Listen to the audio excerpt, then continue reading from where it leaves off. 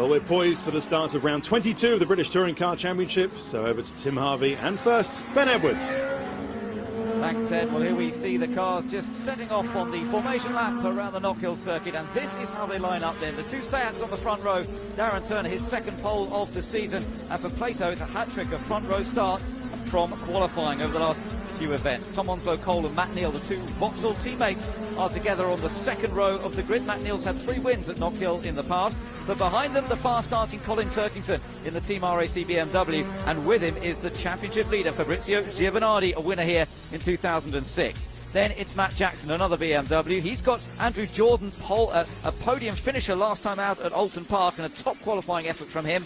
Behind them are the two Team Halfords cars of Tom Chilton and Gordon Shedden. Chilton with a penalty. He was third fastest in qualifying, but has to line up in 9th. Next up on the grid is Adam Jones in the petrol-powered Seat. He's been very consistent. Outstanding effort in qualifying from Harry Volkard. He's put the Chevrolet in 12th position on the grid. And then we've got some more BMWs. It's Stephen Kane in the Motorbase car, Stephen Jelly in the Team RAC machine, and then Rob Collard in the second of those Motorbase cars. Mike Jordan had brake problems in qualifying yesterday, so he's further back than expected. Jason Hughes lines up next in the MG with John George alongside. And then towards the back in 19th place, we've got Michael Doyle, local driver, effectively to this Knockhill circuit. Then Chris Stockton had some problems yesterday. And at the back of the grid, we've got Martin Bell. Now, Alan Taylor was in the pit lane until a moment ago. I think he's going to start at the back anyway. He's just left it a bit later to come out onto the circuit. But he's looking for 3 solid finishes here today. 2 formation laps here at the Knockhill circuit. It is only 1.3 miles in length. Now then, Tim, you've been out there already this morning in the Porsche race. What are the track conditions like? Well, they're excellent actually. It's completely dry. The curbs are dry, which the drivers need to use an awful lot in the dry conditions. They'll stay off them in the wet, but it's not too hot either. A little bit humid maybe, but ideal conditions for racing. Looking forward to a good race. 2 warm-up laps, as you say, because it is a short circuit. They need to get heat in the tyres, like at Brands Hatch. But at the front, obviously, the situation poised and set for potentially a Seat-dominated race, with, we would assume, Plato being gifted a win, even if Turner's faster, to get the maximum points. But behind, a great scrapping prospect with Chilton, the third fastest qualifier, coming through from 9th. And desperate to get up the sharp end.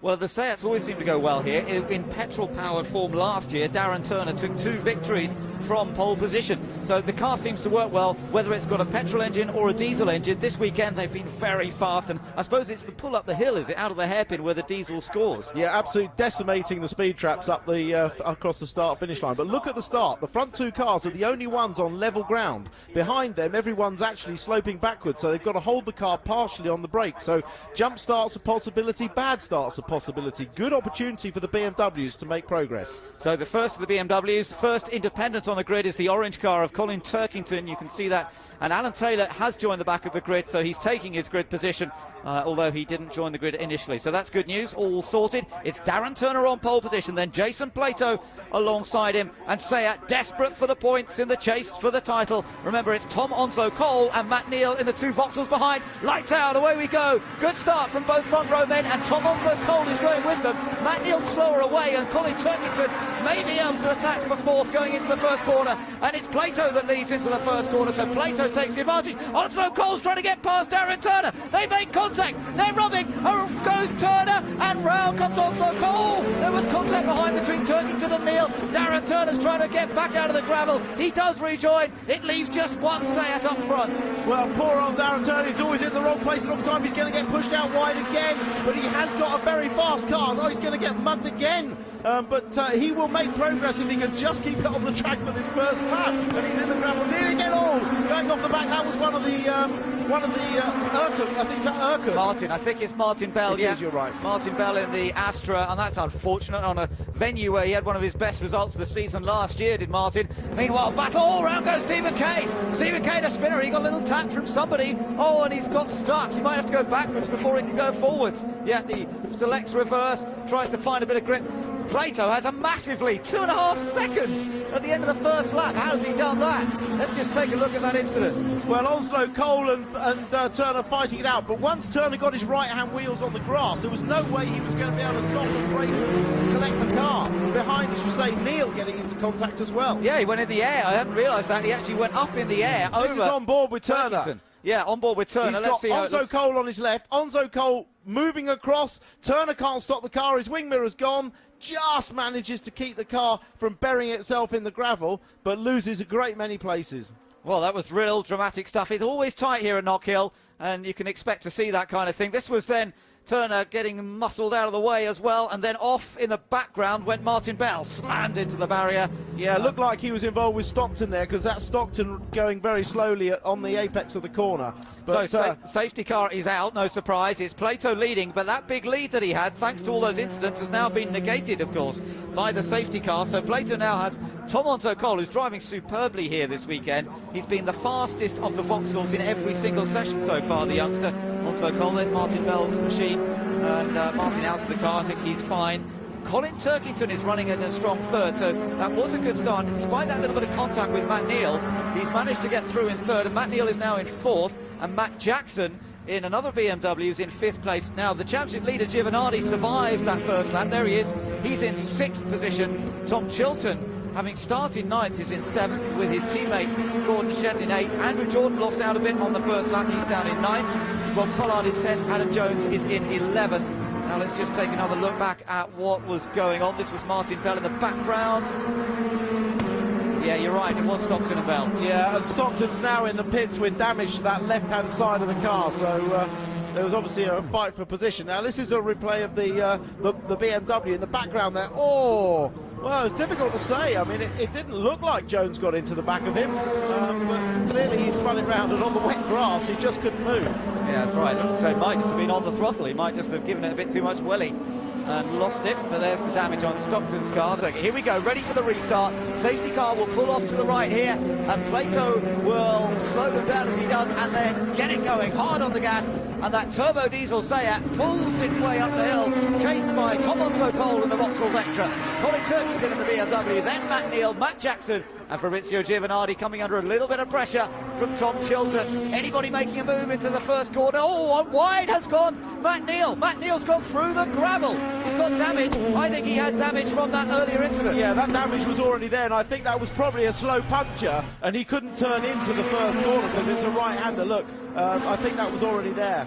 And Tom Onzo Cole attacking for the lead here. Plato's got a real problem from the Vauxhall of Onzo Cole. The youngster, the teenager on the attack. Great stuff from Tom Onzo Cole. Nearly his second season of British Touring Cars. He's already a race winner for Vauxhall. He was superb at Thruxton, and now he wants to show he can do it again. But Plato, little lock-up, not a big mistake. He holds the line, and right behind him is Turkington. It's becoming a three-way tussle. Well, Onzo Cole is the only one of the Vauxhalls that has no ballast waste in it, so not surprisingly, he's the fastest. Oh, there's Hughes off into the tyres. I'm not sure where that is. Might be on the exit of the chicane, I think. Which is the area they're coming up to. But certainly Onzo Cole's been Giovanardi got well out of shape. Did you see the amount of steering lock he had on there just to save it at the bottom of the hill?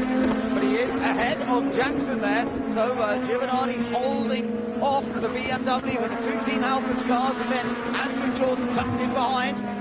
Yeah, there's Hughes off there, as I thought, on the exit of the chicane, but he's out of the car, so hopefully they can just deal with that with the yellow flag. Darren Turner still further down the Neil coming in the pits. Yeah, he's out of this one. Is Matt Neal, former double champion. Let's see. This was the view, and it just didn't turn in, did it? No, flat tyre, I think. He probably felt it a little bit while they were going around behind the safety car, but didn't want to give it. Yeah, there you go.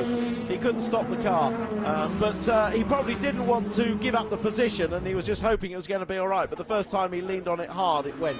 So Giovanardi sits in a solid fourth as Jackson behind him, and behind that you've then got Shetton, who's got ahead of Chilton. Interestingly, there's been a switch between those two Team Halfords cars. Gordon Shetton, the Scot, is the first of those two orange Honda Civics. Andrew Jordan meanwhile, coming under a lot of pressure here from Darren Turner. The recovery from Darren Turner in the Seat Turbo Diesel is definitely well and truly on. He's up to 9th now, and he's got a group of cars to attack, but the safety car's coming out again. Well, I think that may be... Oh, and Adam Jones is running wide there as well. He's going to drop some positions. Don't forget, they race here back to the... they race back to the hairpin rather than the start-finish line. Yeah, and Adam Jones has got Harry Volkard down the inside. Volkard qualified well yesterday, and he's up for the battle. He squeezes Jones. Jones has to back out of it a little bit, and they will now all slot in behind one another as they are picked up by the safety car. And Plato finds himself in the same situation, leading the race. Onso Cole in second, Turkington in third.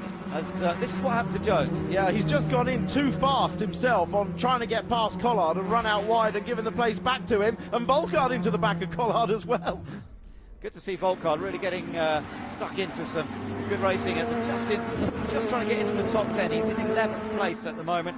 And that's good stuff. Mickey Doyle's car off. That's probably why we got the safety car out, because he's gone off in exactly the same place. That's at the exit of the chicane, the blind chicane, and he's gone straight on there a fair bit earlier actually than Hughes' car, which is a little bit unusual to see the car go off at that angle. It could again be because of puncture on the left-hand front, and the driver loses steering control there. But they clearly need to move those two cars now. That's a great shame for the local driver, the Scot, who has had pretty impressive run, very much a privateer team. It's a family-run team, which they run from Scotland. They're on the banks of Loch Lomond, and he was hoping for good things, obviously, here at Knockhill, but unfortunately, he's out of this one. On board with Matt Neal, so he's been in for a change of front wheel, and he's back out again, and he's down in 18th position. Once again, the marshals have been kept fairly busy here today, but doing a splendid job of getting these cars out of the way, and we'll be able to get the race going once more pretty quickly, I would think. Yeah, very efficient work by the marshals here in Scotland. As you say, lots of work to do, but they've pulled those cars straight across the track, and I would expect that this will be the last lap under the safety car, and we can get back to racing. But yeah, I mean, there's a bit of discussion down the pit lane in the sense that the 888 team, the Vauxhall team, feel that their lead in the championship is not as comfortable as we might believe it to be, with 50 points on offer at a race weekend, one bad weekend, and they could be out of it. And Ian Harrison's still there. You see in the picture the third gentleman along. He's very upset still with the technical regulations, which he thinks gives Seat a big advantage. But it's all to play for. The lights are out, and Plato leads it. Yeah, Plato will try and get the restart to perfection once again. They've still got about a third of the lap to complete before they'll be back up to full racing speed. And you're absolutely right about those points. I mean, there are 156 points still available in this championship. So anything can still happen, and you only need a couple of non-finishes and it will all turn around. But Giovanardi so far is sitting where he needs to. Here we go, ready for the restart. Safety car will pull out of the way. Plato leads them out of the hairpin once more, and it's hard on the gas, up through the gears as they accelerate across the line to complete lap 12 onto lap 13 out of 27. Good restart by Plato, showing the power of that turbo diesel, easing away from Tom Onslow Cole, Colin Turkington, then Giovanardi and Matt Jackson, and then the two Halfords cars of Shedden and Chilton, chased by Andrew Jordan, and then Darren Turner. And Turner definitely one to watch. Yeah, very different restart that one. Last time Plato came through the last hairpin and checked everybody up and picked his moment to accelerate. This time he came through the hairpin fast and went away very quickly. But look how Onslow Cole closes him down on the second half of this lap. But then on this straight, Plato can put enough distance on him. It's going to put him outside the braking area, but he's still going to have to defend a little bit, just move to the inside. But then, of course, the next straight is a long one uphill that again Plato, whoa, right over the inside there. Onslow Cole trying everything, and in the background Darren Turner's got past Andrew Jordan, so he's gained another place. He's up to 8th position now, is Darren Turner, so it is gradually working for him. He's moving up through the field, but Tom Onslow Cole's driving superbly. He's absolutely on the attack, and it's this section here where he's so fast, isn't it? Here comes Shedden down the inside of Jackson as well, and he takes the place. Yeah, and Jackson gave him room there, perhaps a little bit wide, and knew that Shedden was there and gave him room. But yes, this second section of the track is where Onslow Cole is much faster than the turbo diesel Seat. But then out of this corner, along the straight to the hairpin, and from the hairpin up the start-finish line, the Seat is obviously much quicker. Oh, Oh, Turner's off after contact with Chilton. Yeah, in the background they made contact. Turner's out by the looks of it this time. He's ripped the front bumper off. Plato still leads. Onto Cole in second. Turkington in third. But it all went wrong behind them there. And that was very interesting. We'll try and take another look at it and see exactly what happened. But Darren Turner's bad event has got worse once again after such success here last year when he took the 2 victories in the first 2 races. Let's see if we can find out what happened. Here we are, we're on the approach. Chilton's covered the inside initially, and then Turner's just got in a little bit too deep on the brakes. Gone up the inside, there's contact initially, and they've just touched wheels and both spun out. Oh, what a shame. Yeah, he just ran over the wheel there. They came in side by side and then sort of popped over the wheel. A little bit of contact. That was unfortunate. I mean, you often see them rubbing at this stage in a race and get away with it, but they just didn't that time. No, I think, here we go, up the inside, and it's actually Turner's rear wheel that hops over just there and probably broke the rear suspension, just ran over the rear wheel of Chilton. Well, if there's any luck going, it's always bad luck for them. But look at Giovanardi on Turkington. Giovanardi, aggressive stuff from the championship leader. And in the background, Harry Volkard on the move up as well. This is good stuff from Harry Volkard, battling away. Well, that's Collard trying to get back the position. Volkard was actually in front of him on the last lap they came through, and with the inside on the approach to that corner, I think Collard will do it. So Turkington still in third, Giovanardi in fourth, despite a bit of an aggressive attempt to nip through there. Behind them is still Gordon Shedden in fifth place. Look at Giovanardi. Oh, Turkington so sideways, and Giovanardi's through. Giovanardi takes full advantage, and Shedden also takes advantage.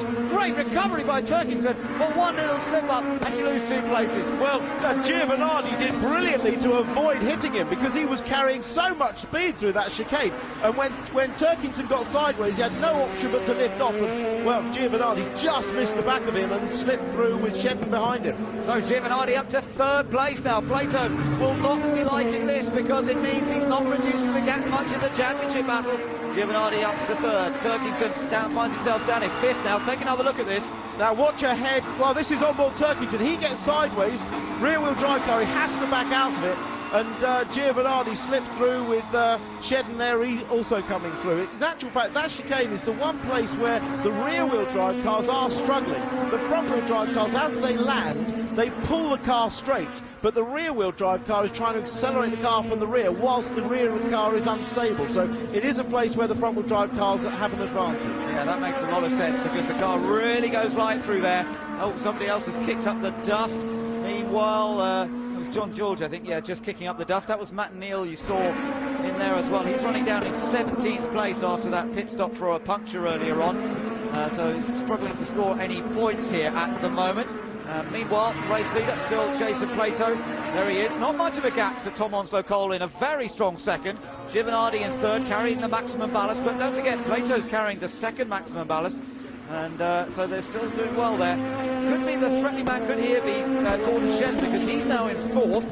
And he's pretty close to the back of Fabrizio Giovanardi. Yeah, I think you're right, and he will fancy his chances of a podium if he can possibly get there. The curbs here, you notice, are extremely flat.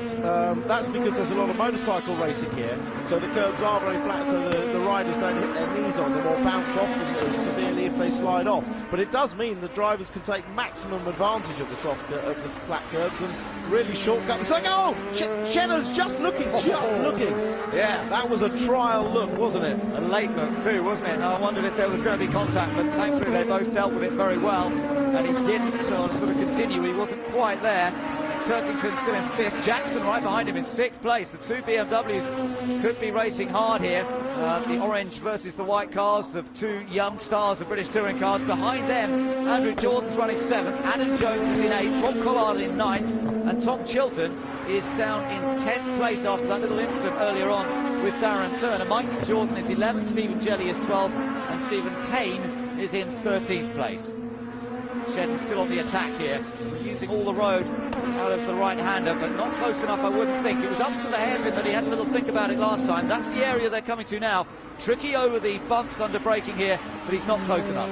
No, Matt Neal did actually go a lap down, so although he got back on the back of the Crocodile, his progress is limited by the fact he's always a lap down. So his 16th place, he's not going to make much progress apart from retirements. Volkard's actually a couple of laps down, although I saw that in that battle earlier. He's now dropped a couple of laps down, so it's gone wrong from his point of view. Top four come through, then it's Turkington versus Jackson. Matt Jackson still pushing hard. Had a good qualifying run, did Matt Jackson, by his standards. Strange qualifying this year for Matt Jackson, because he was on pole for the very first race of the year at Brands Hatch. But ever since then, his qualifying has been a bit of a weakness, if you like. But a better effort in qualifying yesterday, a decent, solid top 10 qualifying position, and now he's attacking for more useful points in this one. Well, the Jackson Motorsport team were desperately hoping it was going to pour with rain today. They're still sort of living off the memory of that fantastic drive from 18th to 2nd at Croft in the wet, and the forecasts were for heavy rain. I think they would have preferred that. Yeah, indeed. What they don't want more than anything is the half and half, is it? They don't mind dry and fully wet, but if it's half and half, then the rear-wheel drive cars do struggle. 20 laps have been completed. We're on lap 21 now out of 27. It's still Plato in charge by 3/4 of a second from Tom Onslow-Cole. Giovanardi, who you're watching there as he gets the car out of shed. That first corner is fabulous. It's a brilliant place to watch. I watched qualifying down there, and the car control from these guys. I mean, Shedden, I have to say, was so impressive. Maybe he was slightly overdriving, but his car control was fabulous. Well, both the Halfers drivers, I spoke to Tom Chilton afterwards. He was absolutely wide-eyed. He'd put the car third quickest with 2 laps that were literally on the edge of his seat, he said, and I'm sure Shedden's was the same. But yeah, it's a great place to watch the cars. You can see them very closely.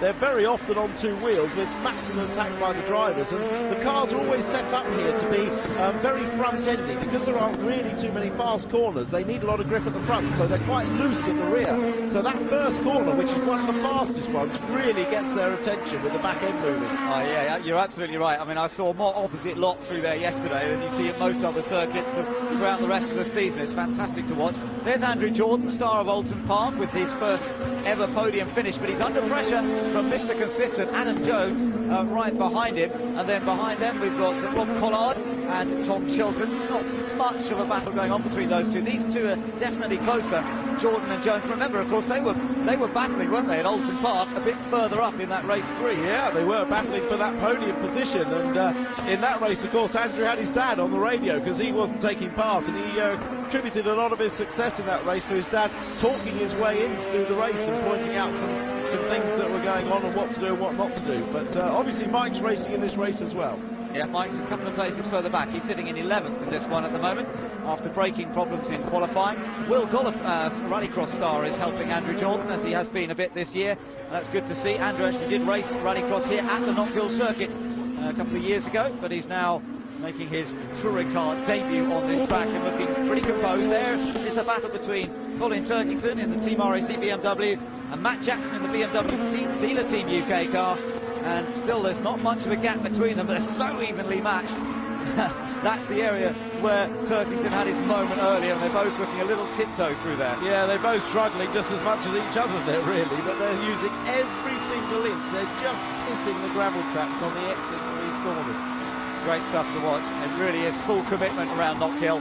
It is a track that you have to attack. You have to really go for it everywhere, and it's easy to make little mistakes, and that's what we've seen in both qualifying and indeed in the races as well. But at the moment, Turkington, having made that little mistake earlier, is keeping it solid, he's keeping it consistent, and he's running in 5th position as they come across the line. We're on to lap 24 out of 27 around this 1.3 mile track. It's a fairly short track, but it keeps the drivers very focused.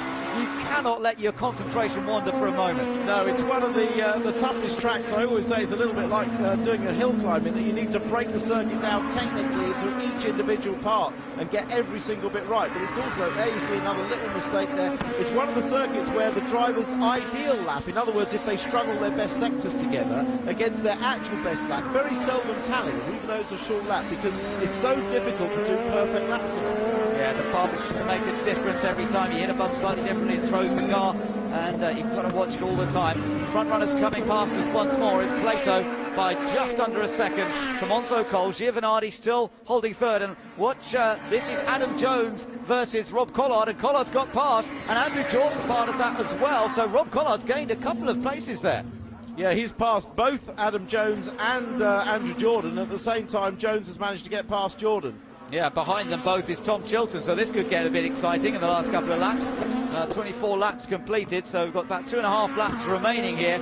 And Rob Collard doing what he's done a couple of times this year, not qualified brilliantly, but just plugging away in the races and picking them off one by one. Good stuff from the motor-based driver. We saw Stephen Kane, his teammate, spin earlier on in this race. He's down in 12th, but Collard just picking them off one by one. And actually, he's now not far behind the leading two BMWs in this race of Turkington and Jackson. Here we go. Oh, a little bit of a lock-up, just a little bit of back brake on there for Collard as he came into that final hairpin. But yeah, as you say, since Croft, Collard's really been driving some great races. Yeah, he has. He's really got it together. Plato's opened up that lead a bit on the last lap or so, just easing away from Tom Onslow Cole and Giovanardi. And then there's Turkington versus Jackson in the battle for 5th place. Gordon Shedden still sitting in 4th. Bit of a lonely 4th now for the Scot, but he'll be relatively happy with that, having started down in 10th position. And then further back there's Collard, Jones, Jordan and Tom Chilton.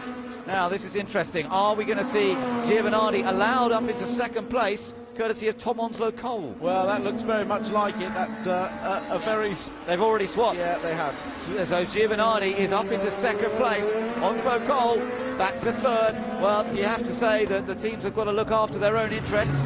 Well, they have, you know, at the end of the day, the way they see it, the rules are stacked in Seat's favour, so they need to play every card they can to make sure they get the most amount of points, and they've certainly achieved that here. That is the great shot you were talking about as they come through that first corner. Yeah, but Gio's managed to stay out of trouble, and he had to get to that 3rd place to allow that action to take place. If he'd been in 5th, it wouldn't have happened. No, that's right, and Plato gets that view in his mirrors that he's so used to seeing. Oh no, it's him again. Giovanardi up into 2nd place. So despite all Plato's hard work, qualifying in 2nd and then leading this race from the outset, he finds that his big championship rival is going to lose very few points to him in this one. We're on the final lap then, coming down to the hairpin for the final time, and Jason Plato's done everything expected of him by the team. He couldn't have done anything different, but right behind him, his big rival is going to finish in 2nd place and maintain most of that championship lead. Tom Onslow Cole, an excellent 3rd, Shedden in 4th, Turkington holds on to 5th ahead of Matt Jackson,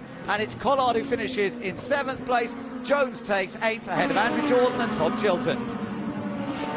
Well, celebrations there for the Seat team. They've certainly achieved what they wanted for Jason Plato, but a bit of disappointment with the other car out of the race in the end for Darren Turner. Yeah, from Seat's perspective, they didn't get Turner up there to take points off Giovanardi. Don't forget Giovanardi racing with maximum ballast in this race. For the next race, interesting, the ballast between Plato and Giovanardi will actually reverse, because they came into it in championship positions. It'll now be on race positions, so that'll reverse a little bit. So that'll be in Giovanardi's favour a little bit. Yeah, they'll be starting together on the front row, won't they, Plato and Giovanardi? That's going to be an interesting one, with Onslow Cole tucked in there.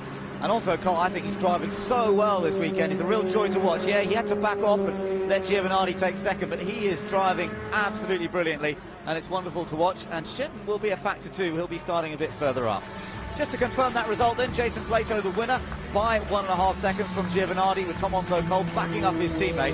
Then Shedden 4th, Turkington 5th and Jackson in 6th place, with Rob Collard, yet another BMW there, in 7th. Adam Jones, yet another finish in the books there. Andrew Jordan in 9th and Tom Chilton in 10th. Well, a very entertaining race and a great start for Jason Plato to his weekend as he tries to narrow the gap in the championship. We'll hear from Jason after the break.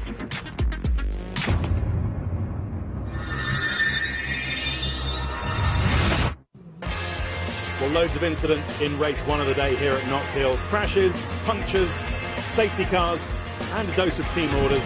So plenty to discuss with the drivers. Let's hear from them down in the pits with Janie.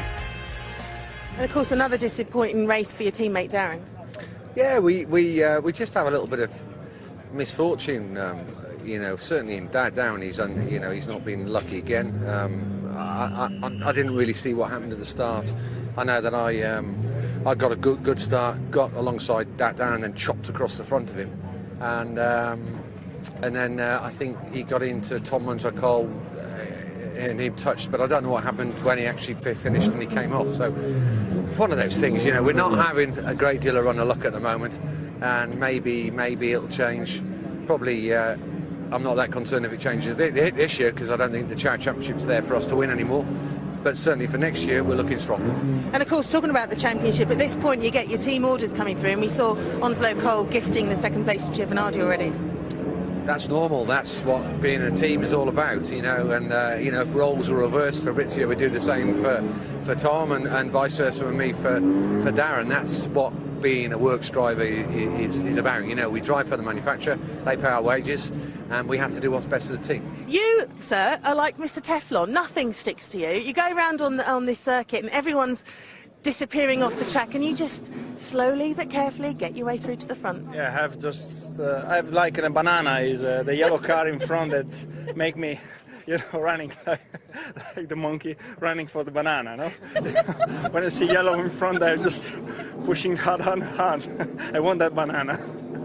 Okay, thanks very much, Janie. Well, we're joined by our co-commentator, Tim Harvey. And Tim, plenty of incidents and accidents, but it all started at the beginning, really, for Darren Turner. Yeah, I mean, Seat may have won the race with Jason Plato, but they failed to capitalise on their two cars starting on the front row of the grid. They obviously had a pre-planned tactic, which was for Darren Turner on the pole position here to let Plato through before the first corner so that he wasn't subject to any attack from anybody else. But what happens is he brakes early here, Plato sweeps round the outside, but so too does Onslow Cole, and Turner then finds himself pushed onto the grass. He can't stop the car goes straight on, Onslow Cole ducks inside, Turner goes through the gravel, eventually gets back on having dropped 5 or 6 places. This is on board Turner, you can see he can't stop the car, and the whole thing goes wrong because Seat really needed Turner to be in that second place to get points away from Giovanardi. Well, why didn't they wait until later on in the lap? Because it led to all these problems for Turner. Because the first lap is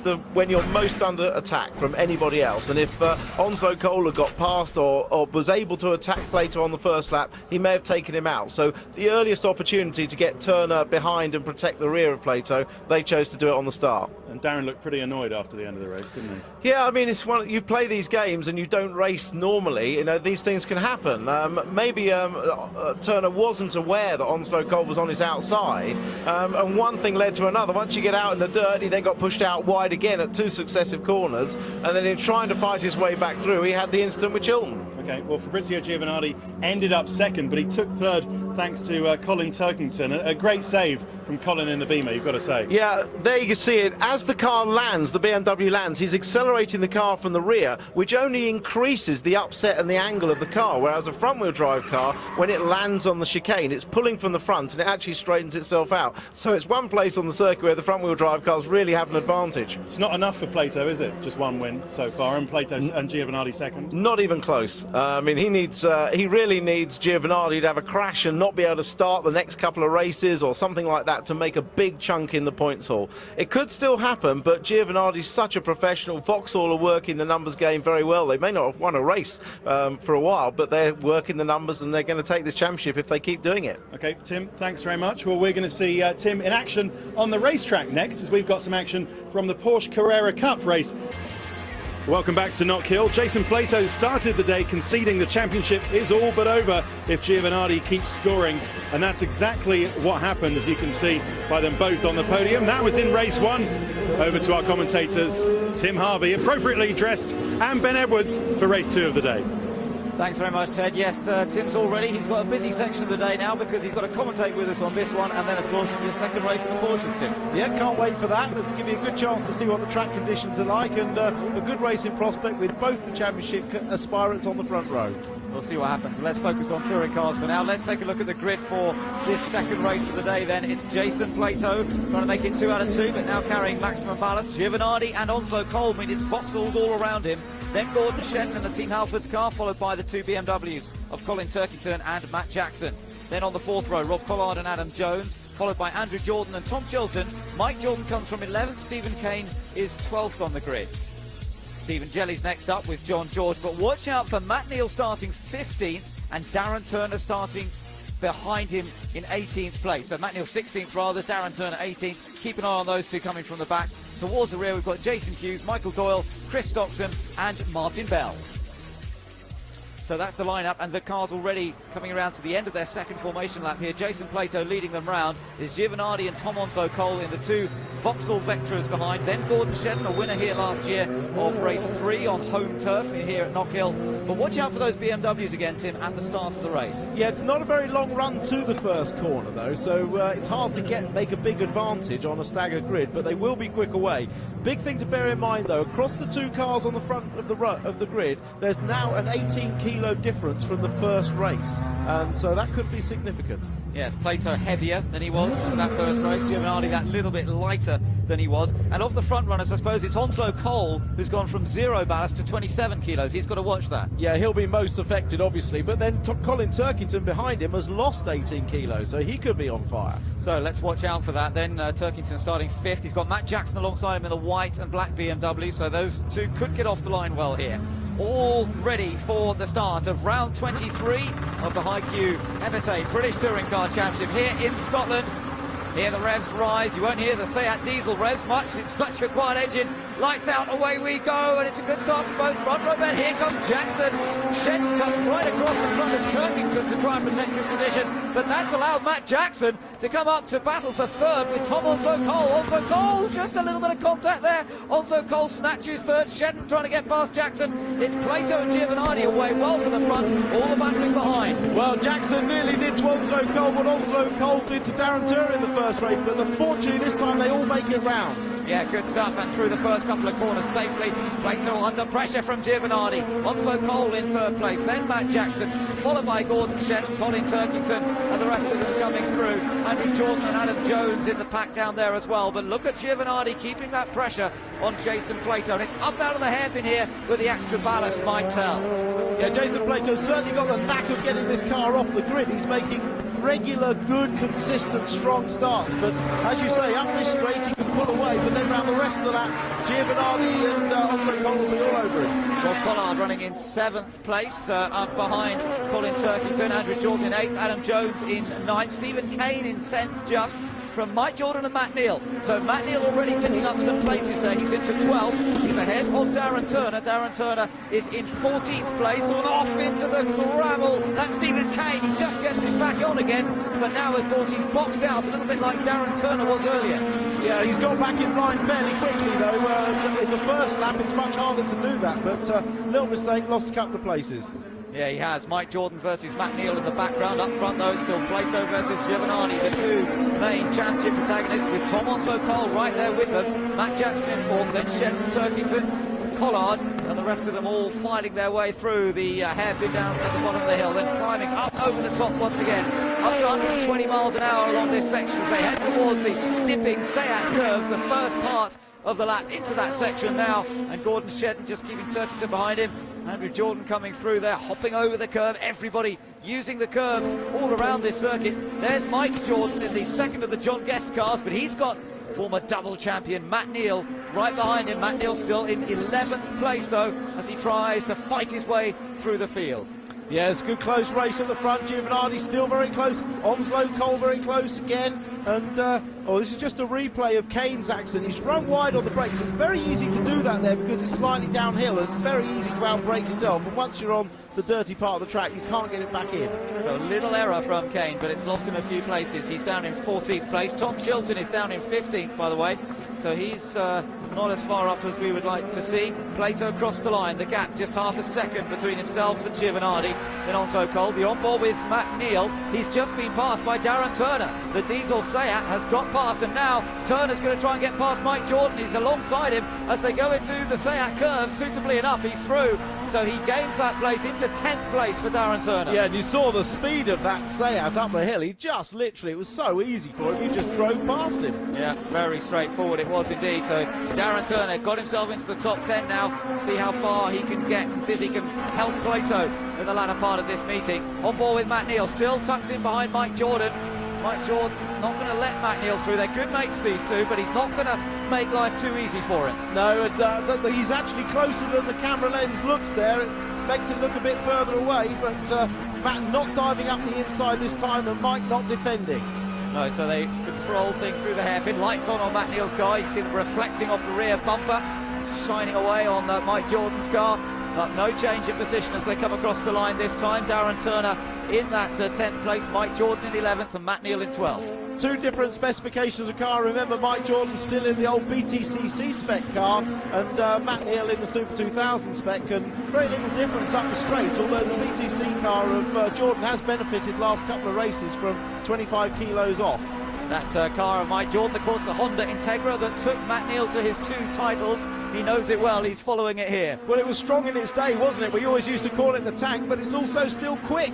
It is a fantastic car, that Integra, yeah, as you say, still fast. Look at the leaders, though. Plato is not getting away with this at the moment. Not at the moment, although it started off very close in the last race, and gradually he just eked it out to a second, but it is very close at the moment. Yeah, just around half a second again as they go across the line. Onslow Cole in touch in 3rd place, a further 0.8 of a second further behind. Then Matt Jackson a little bit of a lonely 4th, and he was a touch wide, I noticed, at that last corner, and it's allowed Shedden to get a touch closer to him. So Gordon Shedden, the Scot, on home turf here. He is the business development manager at this Knockhill race circuit, and currently he's pushing for 4th place, a little behind these guys. Plato still defending here, having to work quite hard to keep Giovanardi behind, and you can bet that Giovanardi will attack.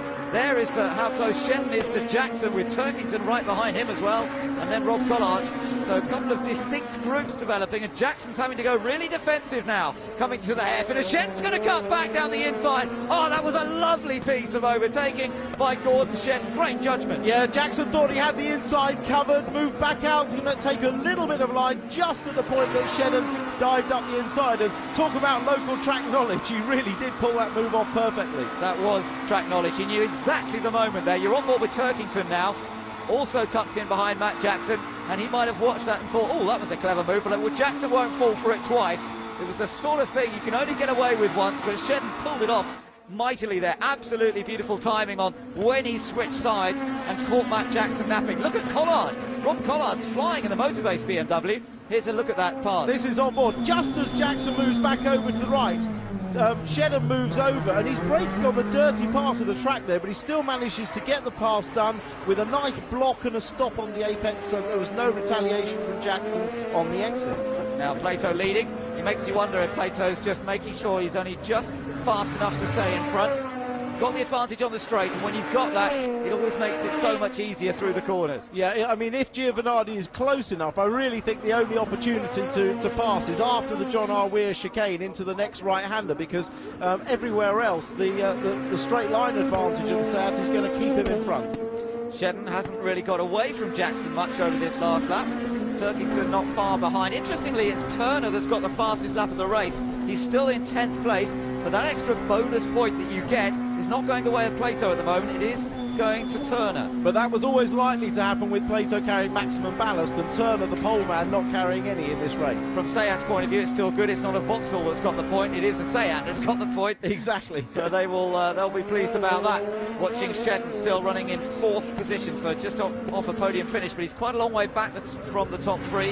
Onslow Cole is still holding on to 3rd quite cleanly. Then this group, look at them all gathering up and joining the back of the group now. You've got Darren Turner, so this is where it could be interesting, because we know how fast that car is. Yeah, he's going to make swift work. I mean, he knows the 2 paces to car pass are along the straight into the final hairpin and up the start-finish line. First car he's got to try and get past is the petrol-powered Seat Leon of Adam Jones. Jones currently running in 9th. You're on board with Darren Turner now. Great view this that we've got on the car this weekend. Slightly different angle, looking over the steering wheel, and you can see him working, correcting there as he comes over the John R. Weir chicane. Yeah, he had some big opposite lock on there. It's a great angle. You can see the gear indicator there on the dash, 3rd gear. The lights go up, he's in 4th. He'll snatch 5th gear. Will he take 6th as well? Not quite. Oh, he was looking to make a move then. Did he make a move up the inside of Jones? No, he didn't. Not quite. He was telling me a few days ago that those rev lights are so important in the diesel, because you can't hear the engine the same way you can with a petrol engine and know automatically when to change up. He actually does rely on the rev lights. He had to have them moved to make sure they were absolutely in his field of vision earlier this season, because otherwise it was too easy to change gear at the wrong moment. Yeah, driver drives on instincts, and that includes noise of the engine very much to tell him when to change gear, but impossible to hear it from inside the diesel turbo, so the light's important. He's got past Jones, to notice in the background there. I'm not quite sure where he managed it, but he has nipped part. There you are, he's ahead of Adam Jones. So now the next one is in his sights is Andrew Jordan in the Eurotech run John Guest car, and he's having a fairly tall one up to the get start-finish line, which is his favourite place to pass. Clearly a horsepower advantage up there over the older petrol engine car. He can pull a good 2 lengths on him up the straight. Makes it so much easier when you can do that, doesn't it? But there's Plato still leading the race with the Vauxhall of Giovanardi tucked in behind him. Still the gap just under half a second. Wonderful driving from these two. Absolutely on the limit stuff, certainly from Giovanardi. Plato, I get the feeling, is probably just controlling the pace as Jordan has to defend. That's Andrew Jordan from Darren Turner. Turner didn't quite manage to use that horsepower advantage to good effect there. Obviously got almost alongside, but not enough to get past. No, it's very close in the front. They set identical lap times on the last couple of laps, but Giovanardi's now got within striking range. He's on the back bumper, but passing is going to be difficult. I do think, as I said, after the John R. Weir chicane into the next right-hander is going to be his only chance. So into the hairpin once more. Looks for a good exit here. Clambers over the curb a little bit. Very good. Stylish piece of driving from Giovanardi. Plato and Giovanardi, the top two in British touring cars over the last 2 seasons. There's no doubt about it. These two have fought tooth and nail for the title. Giovanardi grabbed it in the last race of the season last year. This year he's got a bit of an edge because of the problems that Seat have suffered. But right now, Plato's doing everything asked of him by the team, and that's what he's been doing consistently. Plato's been delivering, even if it hasn't always gone their way. Yeah, it does make you wonder how different the season could have been, because Plato really hasn't put a foot wrong himself. Very minor mistakes given the number of races and the closeness of the racing, but it's his car that's unfortunately let him down in the majority. Yeah, well, so far so good. Touching wood and all that, they haven't had a repeat of the mysterious misfire that has afflicted them both at Snetterton and at Alton Park as well. Car seems to be running cleanly, and they're running very quickly up front with Giovanardi still applying the pressure. The two Vauxhalls, though, scoring solid points for Vauxhall as a manufacturer and VX Racing as a team, and that's the point. They are managing to score with at least with the 2 cars here of Tom Onslow-Cole and Fabrizio Giovanardi. Meanwhile, further back, Shedden under a bit of pressure here from Matt Jackson. He got past earlier on, but Matt Jackson's not given up on taking the place back. No, Jackson's definitely regrouped and found a bit of speed quicker over the last lap, so he's now on the bumper, and, well, he's inside the bumper, I would say, almost for that shot. Yeah, it looked like it, didn't it? I'm amazed he didn't end up with a mark on the front bumper of his car, but it's still looking fairly pristine. Right behind Matt Jackson is Colin Turkington, and then behind Turkington is Rob Collard, so you've got a little clutch of BMWs all together there. Yeah, I do admire the marshals at the John R. Weir chicane for putting that solitary sort of post up at the start of every race. It never lasts very long, but they do put it up religiously, and even when they get safety cars as well. Yeah, that's right. We've just seen Mickey Doyle come into the pits in his privateer Honda Civic, so looks as though the Scots are having a very good weekend of it, sadly, at the moment. But the top 3 come over the line, and that's 13 laps completed. We're on lap 14 out of 24. And it's a massive amount of concentration required around this circuit. Look at Darren Turner, he's up on the outside, he's got past Collard. So that puts him into 7th place now. Gradually he's picking them off one by one. Turner up to 7th position.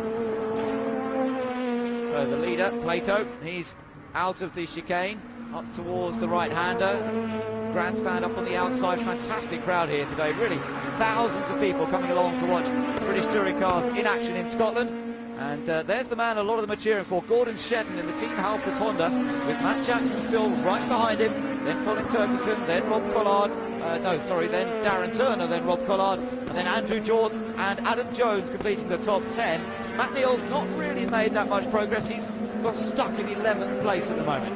Yeah, it's interesting, isn't it? Because Darren Turner started 2 places behind Matt Neal, yet has been able to make significant progress through the pack, and that's largely because he can overtake so much easier than Matt Neal can do. Yep, when you've got a power advantage up the hill like that, then it does make life much, much easier. Shedden here still defending mightily from Matt Jackson.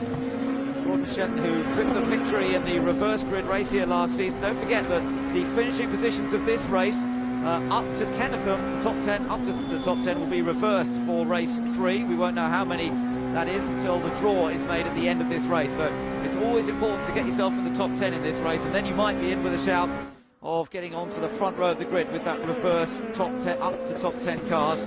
And we'll see what happens with that later. Shedden still protecting that position from Jackson and Turkington. There are leaders, Plato, Giovanardi and Onslow Cole. Yeah, Matt Neal, for one, running 11th, will be desperate to get in that top 10 in the hope that at least if it's 10 that's withdrawn, he'll be on the front row. But want to get as far up as he can. Yeah, he's got to work his way up past a couple of cars to do that. And Adam Jones is his major target at the moment. Shedden down the hill through Leslie's corner into Scotsman, the right-hander here, where we've seen a bit of action with people taking little trips into the gravel. It's such a tricky section, and it's a very fine line between getting it right and falling off the edge of the track. This is where Turkington had a big moment in the first race of the day, but all of them through that section cleanly, passing the grandstand. It climbs uphill much more than it looks on camera there as they come through that right-hander. Now back to the hairpin with the leader. Looking at the gap behind, you can see how the top three have really eased away, but this is where the action is. Turner now caught up to the back of this little group, and it's Colin Turkington he's putting under pressure. Yeah, there's 3 places up for grabs here. That's what Darren Turner will be thinking. You can see there's a big gap in the front of them. He's got plenty of laps left, but he'll be looking to take all these 3 places.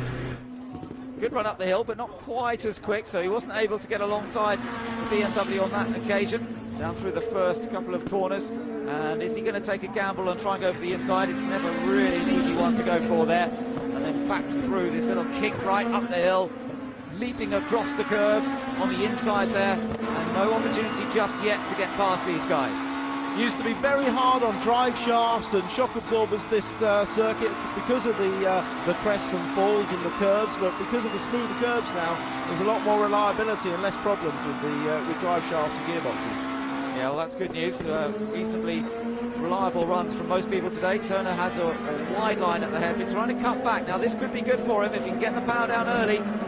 This is where he's trying to use the advantage that the Seat has, but is it enough as he climbs up the hill? Turkington will try and protect the inside. Darren Turner has to go to the outside in the yellow and green Seat TDI, and he can't do it. He can't do it. Turkington defends that well, makes him go the long way round, and Turner's not prepared to take that gamble at this stage, so he tucks in behind him again. Yeah, conversely, because the Seat only has a couple of strong points on the circuit to pass, if the driver in front defends, as Turkington does there, he can pretty much know that for the rest of the lap he's going to be okay. Good point. Well, the leaders still very close together. Nothing much more than half a second between them, have separated throughout the whole race distance so far. They're coming around to complete 18 laps out of 24 and go on to lap number 19 here. Giovanardi staying in touch, but never quite able to mount a real attack on his big rival Jason Plato. But from his point of view, he's only going to be losing a couple of points to Jason Plato. 3 points, in fact, is the difference between winning and finishing in second place. Plato doesn't have fastest lap, so it would be a 3-point gain for Plato. But when there's still a 37-point gap between them, that's not a huge amount. Meanwhile, on board with Matt Neal. Yeah, great shot there into the first corner. Adam Jones in front, taking some good lines, and Matt Neal's been behind him for a long time now without being able to get past. But there's a gap opening up in front of Jones to Andrew Jordan. So I think if Neal's going to make significant progress, he's dived out the inside. That's a classic Matt Neal move. It is, yeah. That's one of his favourite overtakes. And Chilton suddenly come out of nowhere, and he's got past Jones, and he might well get past Matt Neal as well. That was impressive, because Chilton suddenly sort of came out of nowhere there. He was a little way behind them earlier on. Neal on the inside locks up a brake, just turns in ahead. So that has put Matt Neal into 10th place, but Adam Jones is now trying to take 11th back from Chilton. Yeah, just such a trademark way that Matt Neal slips up the inside. Adam Jones fights back, but he hasn't got the horsepower even of that Honda in front to get alongside. This is the move. Out of the John R. Weir chicane, Matt Neal signals his intent, slides up, both locking the inside front wheel up, but a good strong pass, firm but fair, and obviously Chilton seizes the opportunity to carry momentum through the corner and nearly get both of them. Yeah, very nearly. But here we are, taking a little look back from Matt Neal's car, and how close it was between Jones and Tom Chilton. So that's what it was like after that, but Plato still leads this race as he comes up over the hill once again. got Jason Hughes in the pits. He had a problem earlier. He and Mickey Doyle actually had made some contact in the earlier race, and he's had to retire as well. But Gordon Shedden there still in 4th, Jackson in 5th, Turkington versus Turner. Oh, he almost got the inside that time. Yeah, Turkington's wise to that one, though. He's not going to give it to him, and it's a fascinating battle of the faster car on the straight against the tactical wise of Turkington to defend where he knows the car's quicker. Yeah, and the sun glinting off the tarmac now. Lovely conditions here at Knockhill. A little bit of cloud around in some places, but you can see the brightness as we look from that onboard camera on Darren Turner's car as he works to try and move his way further up the top 10. He's in a pretty good place to be up front when it comes to race 3 on the reverse grid, but he's sitting there in 7th place at the moment, and you would say there's a pretty good chance anything from 6 to 10 places will be reversed, so he's in a pretty good spot there of being up front for race 3 this afternoon, and perhaps then he can put behind him at the disastrous race 1. Yeah, I'd love to see Rob Collard on the front row, though. Who can forget his famous victory here in the MG a few years ago, and he clearly loves this place, and he's going well this weekend. If he was on the front row, I think he'd have a good chance. I think he would, you're absolutely right. He's sitting there in 8th place at the moment, just a little bit off this group, which Gordon Shedden is still in control of in his 4th place, but not looking like scoring a podium finish, at least in this one. We're on lap 22 out of 24, and we're gradually counting them off now. This 1.3 mile track, it's short, it's fast, it's furious, and still Gordon Shedden holding on to that 4th place. Jason Plato, though, in charge of the race at the moment, and coming up to lap some of these other cars. That's Alan Taylor up ahead of him. The good news from Alan Taylor's point of view, though, is he's still going. He's had so many non-finishes recently. In the last couple of meetings, the poor guy's had so much bad luck in that mauve and white car, and it's great to see Alan still running. Okay, he's in danger of being lapped here, but he's in 20th place and the car's running okay. He's not been involved in any incidents, and hopefully it'll go to the flag. Yep, and he finished the first race as well, so come on, Alan. Yeah. Keep it going, mate. Let these leaders come through without any problem. I'm sure he'll be given the blue flag, and he'll let them go through without too many hassles. Although Giovanardi's dropped away from Plato a little bit over the last lap or so. Oh, and Taylor actually almost running in the gravel in front of Plato. That would have given him a... Yeah, he's probably watching his mirrors so much he sort of missed his turning point. But Plato's through now, and Giovanardi will probably slip through on the brakes here. Oh! Turner and Turkington getting together behind Matt Jackson. Yeah, this is getting very fraught. Turner's been trying for lap after lap to get past Turkington, and Rob Collard is now a part of that as well. Here goes Darren Turner around the outside. He's trying to sweep around the outside, but he won't get it because he'll be squeezed out, and that was always going to happen there. And Turner ends up in the gravel, but Collard might take advantage. Rob Collard, I think, might get Turkington as they get across the line. Turkington, no, Collard is ahead. Collard has got that place from Turkington. Great stuff. I mean, Turkington used to be described as the soft man, and he was not aggressive enough, but he's really learnt in the last couple of years what to do, and Darren Turner there put himself on the outside and left himself prey, I think, to being pushed out wide into the gravel, and Collard, who's a wily old fox, knew exactly what was happening and timed his exit to perfection. Yeah, absolutely right. So Collard has gained beautifully out of that. He's now running his 6th, but here comes the man who's going to take yet another victory. And you know what? This is going to be his 45th career victory in British touring cars. Jason Plato, it's his 7th win of the season. He beats big rivals Fabrizio Giovanardi. Across the line goes Tom Onslow Cole in 3rd place. Gordon Shedden we're waiting for. There he is, climbing the hill in the orange Team Halford's car. He takes 4th. Jackson is 5th. Then it's Rob Collard, an excellent 6th ahead of Turkington in 7th. Turner in 8th place, Andrew Jordan in 9th, and the top 10 is completed by Matt Neal. Well, real good drive that from Jason Plato, keeping Giovanardi behind him despite immense pressure throughout, but you have to say he always seemed to have the edge. He always just had enough in hand there to be able to control that race, and that's 2 wins out of the 2 races. Great stuff. And, well, they've got to keep trying to chip away at that lead that Fabrizio Giovanardi has in the championship. That's Seat's 8th win of the season, and it's also his 6th win at Knockhill for Jason Plato. Of the current crop of British touring car drivers, no one has come close to his win tally here at Knockhill. It always seems to go well for him. Last year it was his teammate Darren Turner who took a couple of victories in the first 2 races, but Jason making the most of it here this weekend. Confirmation of that result then, Plato making the win in the 2nd race. Fabrizio Giovanardi close in 2nd place, then Tom Onslow Cole an excellent 3rd, ahead of Gordon Shedden, Matt Jackson, and that fighting little group, Rob Collard, Colin Turkington and Darren Turner. Andrew Jordan held on to finish 9th, and Matt Neal finished 10th. Behind them, just outside the points, Tom Chilton was 11th, Adam Jones in 12th place, and then Mike Jordan. Stephen Kane down in 14th, he had a bit of an off into the gravel. Stephen Jelly was 15th, ahead of Volkard, Stockton, Martin Bell, Alan Taylor, and John George.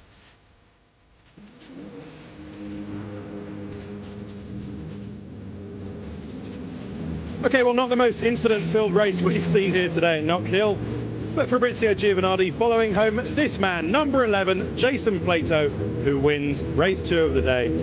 And we will hear from both after the break.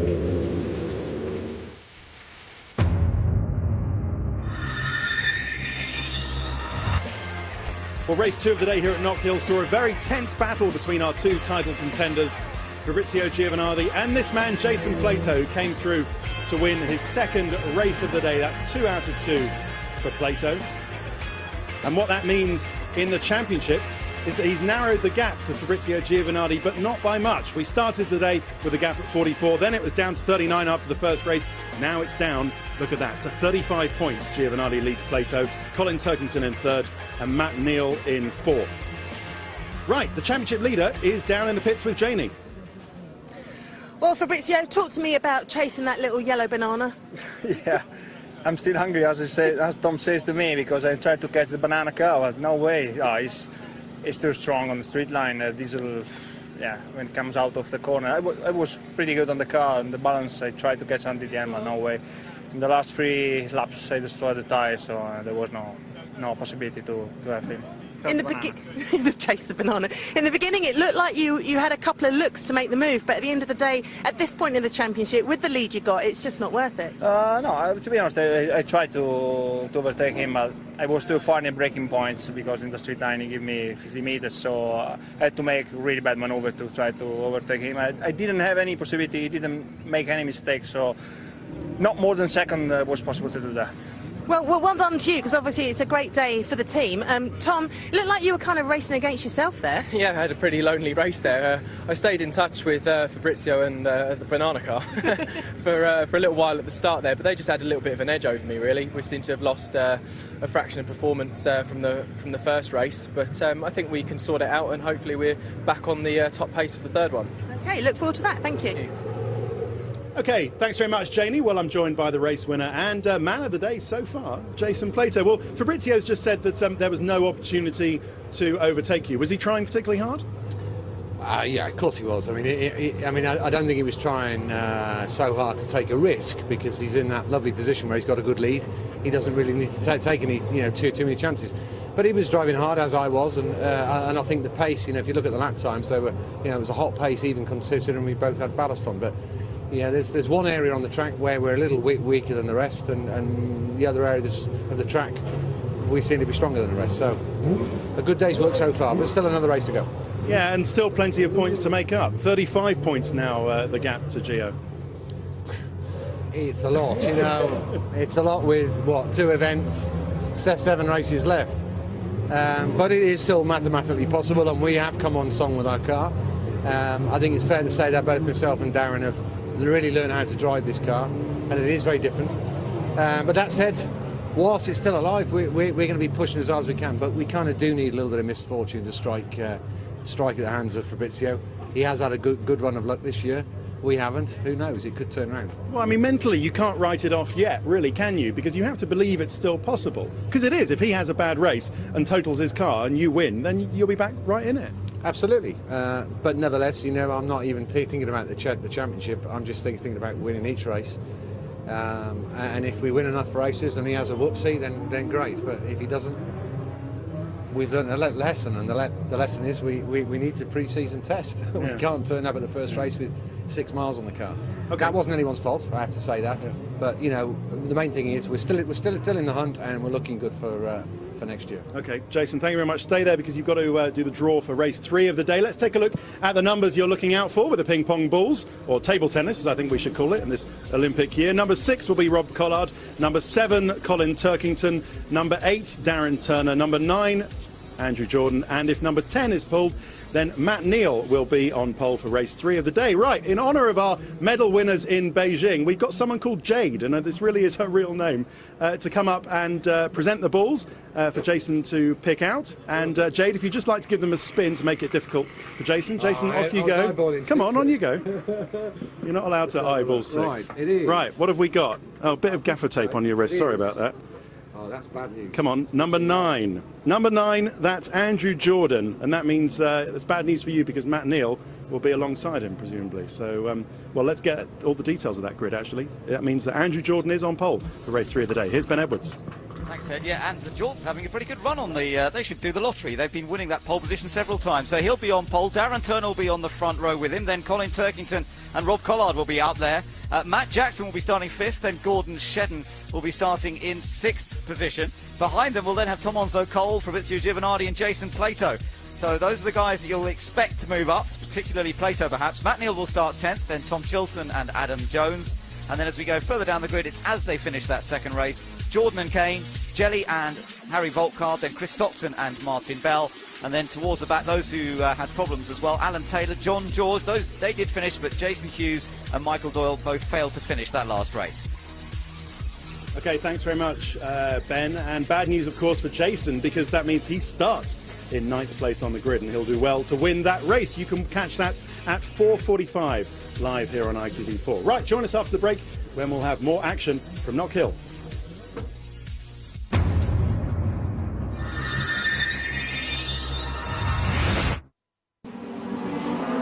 It's round 24 of the British Touring Car Championship, live from Knockhill, just north of Edinburgh.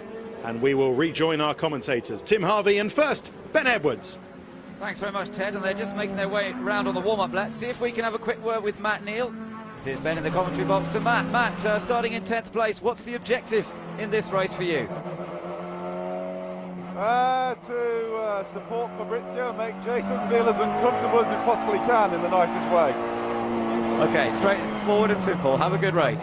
Well, there is Matt Neal starting from 10th place then, and as you heard, his objective, Tim, is very straightforward. He's actually starting alongside Jason Plato on this grid. Well, Jason is surrounded by 3 Vauxhalls, and I'm sure that Onslow-Cole and Matt Neal will be desperate to try and get in front of Plato and allow Giovanardi a clean attack on the cars in front of him. So Jason's actually got his work cut out here. Yeah, it's a very interesting situation. But what Seat do have up their sleeve as well, of course, is another car. There's the other car of Darren Turner on the front row. Good opportunity for Seat to really score some points, and for Darren to put behind all the bad luck that he's had this weekend. Double winner here last year, hasn't quite gone that way so far. No, this should be his opportunity to win a race, but he's got the very young, very aggressive and a star driver in Andrew Jordan, who podiumed last time he started on pole. Yeah, he did indeed. Jordan's, this is the 4th time, I think, on the reverse grids they've had pole position. It's gone very well for them, but let's see what Andrew can do. He got the podium at Alton Park, but he's got some fast cars around him on the grid here as we're all set to go for the 3rd and final touring car race of the day here at Knockhill in Scotland. Andrew Jordan on pole position, Darren Turner in the green and yellow Seat, and then Colin Turkington in the orange BMW. Who's it going to be off the line? Lights out, away we go then, and both front row men a bit slow. The BMWs are coming, both BMWs making a good start. Darren Turner though finally gets the diesel fired up and is on his way. It's Turner who leads, with Collard up to 2nd. Where did he come from? Jackson and Turkington side by side down the hill. Andrew Jordan trying to hold on to 3rd place as Colin Turkington's trying to go with him, but Jordan's up to the task. He's in 3rd place, but Rob Collard made an outstanding getaway. Oh, what a start from Rob Collard. I mean, he must be feeling like a 20-year-old again. He just loves to be competitive, loves to fight, and he's been racing really well the second half of this year. All 3 Vauxhalls are ahead of Plato, so Matt Neal made a good start in that race. In fact, Matt Neal's the leading of the 3 Vauxhalls. I don't know quite how he did that, because he was behind Giovanardi, he was behind Onslow-Cole, but Matt Neal is the first of the 3 Vauxhalls. They're all ahead of Jason Plato. Well, I'm surprised that Matt hasn't let Giovanardi through already. They really need to get Giovanardi to the front of that 3-car Vauxhall streak. Oh, here comes Plato. He's passed one of them. He's going around the outside of the other. Yeah, he's going to get Giovanardi as well. If he's not careful, Giovanardi's going to brake really late, and he does so to stay in front of Plato. Onslow-Cole, I think, was trying to let Giovanardi through, and in doing so, he allowed Plato through as well. Plato now has got his work cut out with one of the Vauxhalls behind, his big rival right ahead. This is good stuff. This is what we want to see. Away that pole again at the John R. Weir chicane goes flying once again as they all cut across the curb there. But good racing in prospect. It's Darren Turner who leads, remember, up front. Oh, there was a little bit of a mistake there. That was Turkington ran wide, and Neil's already passed him, and so is Giovanardi. Yeah, and Gordon Shenton here battling away with Matt Jackson, with Matt Neal right behind, then Giovanardi and Turkington trying to recover some of that lost ground. And Onzo Cole rubs with Plato and gets ahead of Plato in that. So yeah, from Vauxhall's point of view, that's perfect. It is. Onzo Cole used that cheeky little line right across the inside curb, and he'll hug the inside. Plato will have to go all the way around the outside, but it's last of the late breakers. Is Onzo Cole going to save it? He is. Oh, there's contact. That could so easily have been off in the gravel, but Plato knew he was going to come up the inside if he left room.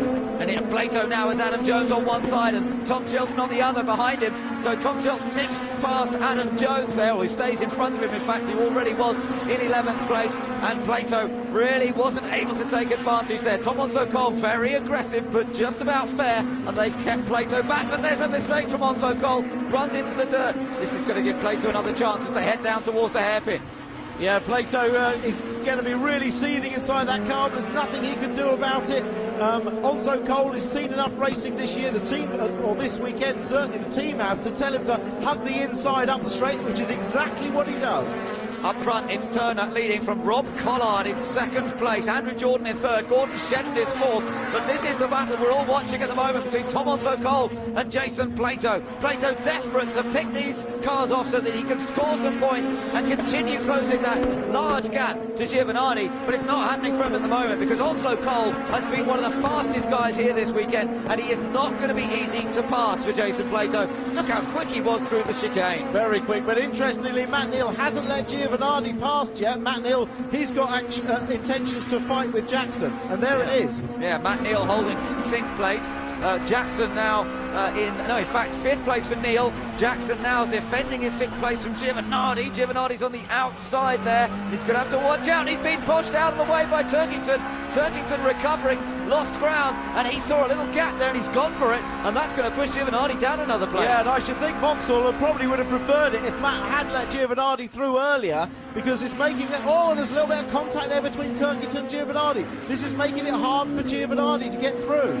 Yeah, it is. So that means Giovanardi's going to have to work to get back past Turkington. Turkington determined to make up for that little mishap earlier. We didn't quite see what caused it, but he dropped a couple of places as a result, and now he wants to get back on terms with Matt Jackson. Of course, in the battle for the Independence Trophy, Jackson and Turkington are the two big rivals for the Independence Trophy this year, and Turkington's main target here in a way is to get past that white and black BMW. That's what he's trying to achieve.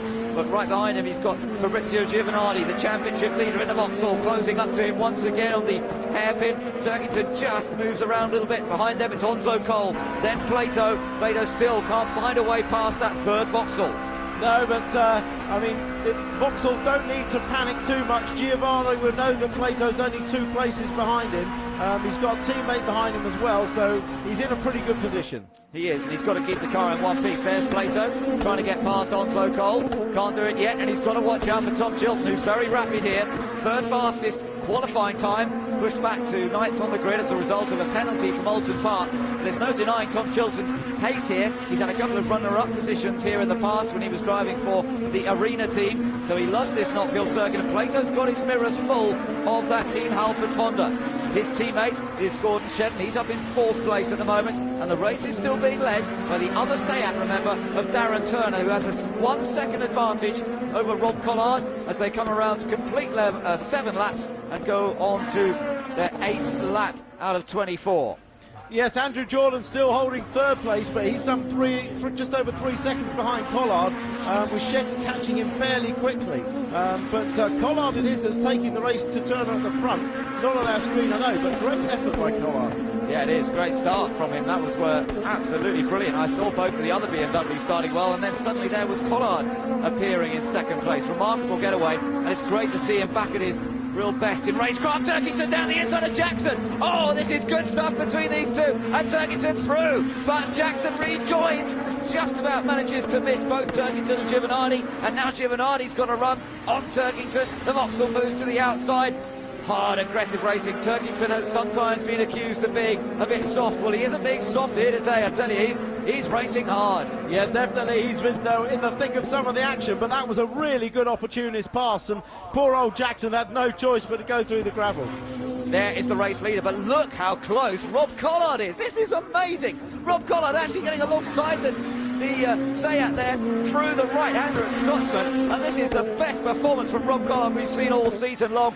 Back to the sort of performance that took him the Independence Championship title a few years ago, took him to overall victories. Well, now he's not only looking at a possible podium, he's looking at a possible another victory. Well, I think in fact that it's Darren Turner that's made a mistake, because Darren Turner's last lap was over half a second slower than Collard, so he must have made a mistake somewhere. But as you say, a little lock up for Collard. He's okay though, he still made the apex. But well, I mean, it's a fantastic performance by Collard. If he can pull this one off, I think David Barnes will have to wear a skirt at every race. Oh, it's contact the back. Plato's been turned around by one of the boxers, and he's in the barrier, won't finish. Plato out of the race. It was contact between him and Tom Onslow Cole in the Vauxhall, and it has put Plato into the tyres. No points from race 3 here at Knockhill, and after 2 victories today, suddenly it's all turned bad. And also Cole in a big slide now. He's been touched, and through go both Jones and Mike Jordan as Tom Onslow Cole does recover, but he's lost a couple more places. Well, we'll have to have another look at that to see exactly what happened, but there was definitely contact there between Onslow Cole and Plato. Yeah, it happened in the background, didn't it? Some contact there. We don't know what the previous was. Oh, Mike Jordan, has he got a punch or something? He looked like he was running very wide there. Back with the leaders. Look how close they all are now. Darren Turner leads the race. Safety car is out. Safety car on track. Well, they're all bunched up anyway, but they want to move that car of Plato's. It's in a pretty vulnerable position there on the outside. Yeah, it certainly is, and Plato will be absolutely seething. It's yet another non-finish after 2 wins on the weekend. But it's going to close the pack up. It's going to give Collard a good chance again. I don't know if Darren Turner has a problem, but we've got to remember Darren Turner's got 0 ballast on the car. He was the pole position man.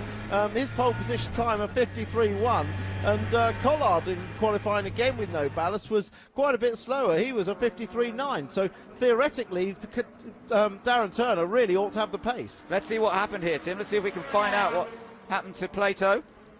In the background, should be coming through. Next pair through. They're side by side. Now, it looks like, whoa, it looks like Plato has come up the inside of Onslow Cole. They're side by side on the exit, and it's impossible to say whether Plato moved on Onslow Cole or Onslow Cole moved on him. Yep, he was squeezed out wide. There is the Seat pit wall and the discussions going on there. See what they do next.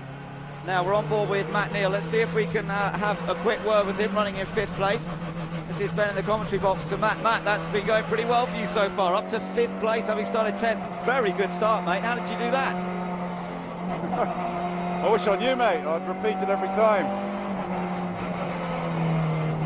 Well, it's really good. Now, obviously, you're still attacking. We're actually going to go away from you. We've got some news in the pits, so let's go down to the pits with Janie. Yeah, could you see from that exactly what happened? Because from where I was seeing, I wasn't quite sure. No, the camera angle wasn't the best when it happened, but from the talk on the radio, there seems to have been some contact with Tom Onslow Cole, which has just fired Jason off into the tyre barrier, so that's all I know at the moment. But at this point, you're just putting it down to a racing incident. I'm not saying that. Until I see a replay, then I'll make a decision. OK, thank you. All right. Well, he's still smiling, is Scott Dennis, but you can bet the recriminations could continue for a while on that one. Let's go back to Matt Neal, and we'll have another quick word with him if we can. He's just having a quick drink, so we'll let him do that first and then have a chat. Sorry to interrupt our conversation there with you, Matt, but now what's your target? Presumably there's a chance of actually trying to get a podium finish out of this one, is there?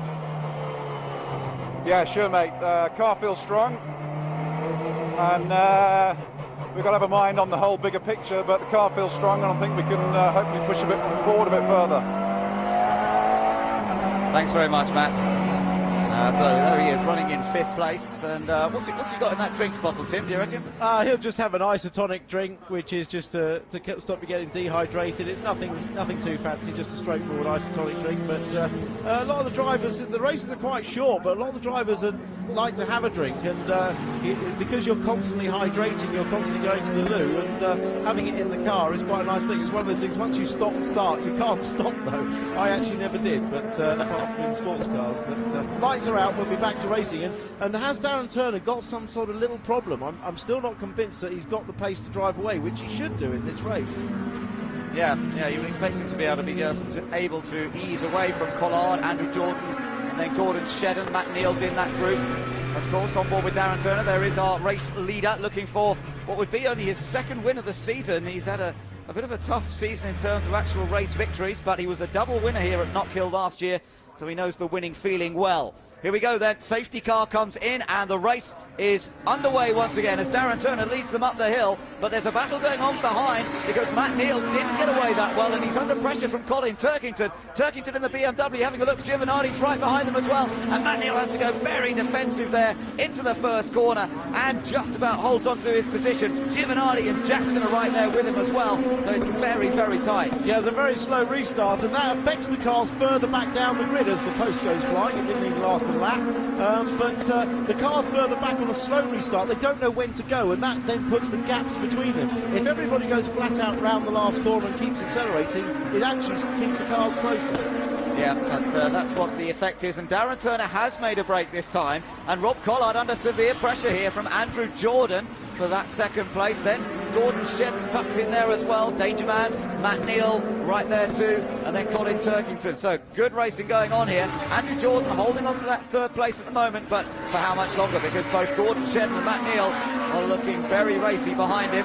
Darren Turner just making that little bit of a break that we had expected to see, the gap up to about a second now over his nearest pursuers. Yeah, Gordon Shedden was looking for that little chink up the inside into the final hairpin on that last lap, but Andrew Jordan was just nicely placing the car in the middle of the road, so he couldn't do it. Neal very quick through the John R. Weir chicane. You can see this is his favourite place to pass.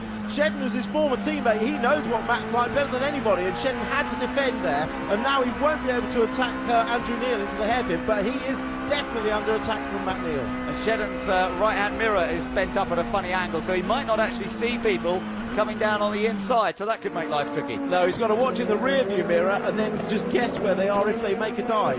Yeah, so Darren Turner still leading, but down in the pits, Jason Plato has made it back to the pits, and he is with Janie. He certainly is. Jason, thoughts on that incident? Can't hear. Your thoughts on that incident? I think you probably have to ask someone else, really.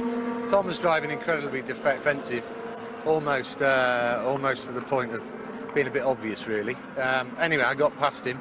All right, it was a strong move, but it's what it needed. You know, he's driving a bit like a prat, which he's employed to do.